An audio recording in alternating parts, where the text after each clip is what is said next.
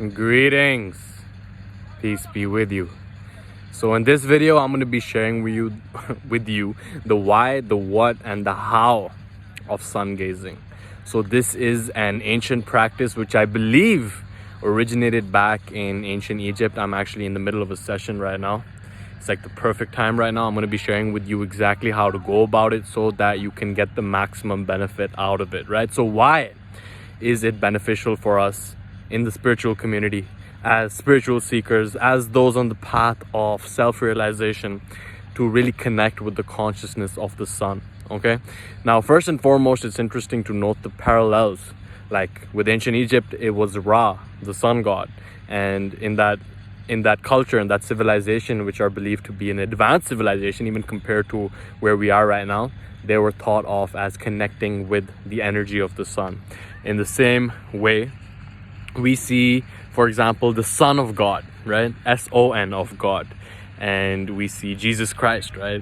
And that is the symbol of self-realization, of the highest expression of divinity, right? To some extent.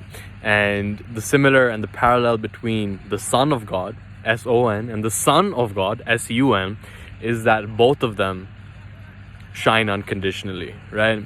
The Christ is the one who is one with all, right? The Christ is a title, and Christ consciousness is to see the divine in all, right? That is what they say is the kingdom, to see the divine in everything and everyone. And connecting with the consciousness of the sun is really, on a physiological level, yes, it sends all the right signals to your body. When your eye picks it up, it's like your circadian rhythms are getting aligned. But on a deeper spiritual level, it's more about connecting with the consciousness of the sun. And I heard Aubrey Marcus say that the sun does not measure itself by the shadows that it casts, right? Think about that for a second. Like shining no matter what on everything and everyone with its equal expression, right? How can we use that as a metaphor for ourselves so that we can express that unconditional kindness to everything and everyone on our path, right? So the sun is just about going down right now, and we're going to dive into the what of sun gazing, right? So how do you go about this? Like, first and foremost, it's important to understand the timing, okay? The most important time for us to engage in this practice is sunrise, okay, and sunset. So of course that varies on a year-to-year basis, on a seasonal basis, but that is when we can stare directly at the sun and really connect on a deep level without it damaging our eyes, right? I'm sure that you've noticed if it's any other time outside of sunrise or sunset, it's blinding, to say the least, right? And that can end up doing some damage over there. Secondly, you want to be connecting to the earth, ideally, right? If you can be barefoot, that is even better over there. And connecting and grounding yourself at the same time as connecting yourself with the consciousness of the sun, okay? So just those two principles, like if you can get grounded, that's amazing.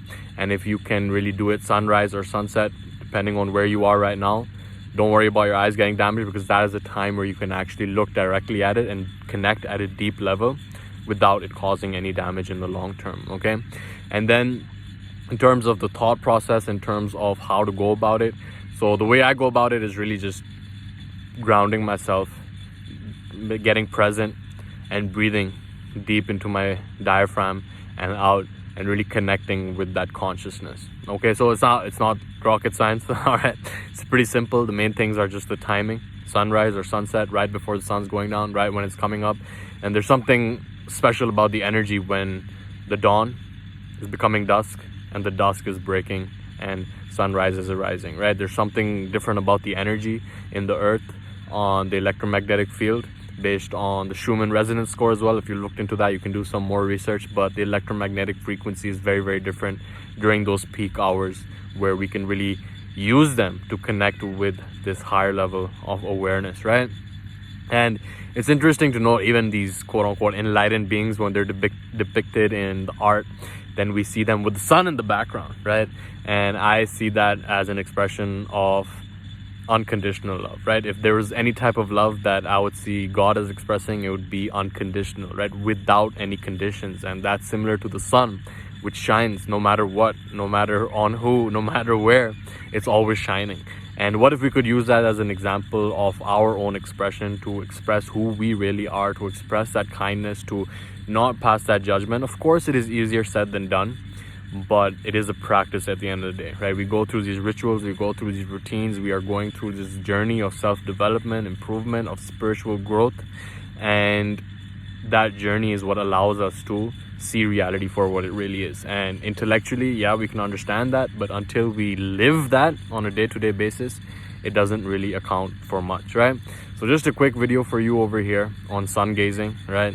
It's nothing that is special or rocket science. It's just about making the time to do it, connect, and elevate our awareness and consciousness in that regard. Okay, so with that, I will leave you in the peace and power of the one infinite creator, and I'll catch you in the next one. Leave a comment below letting me know your experience with sun gazing. I love hearing from you.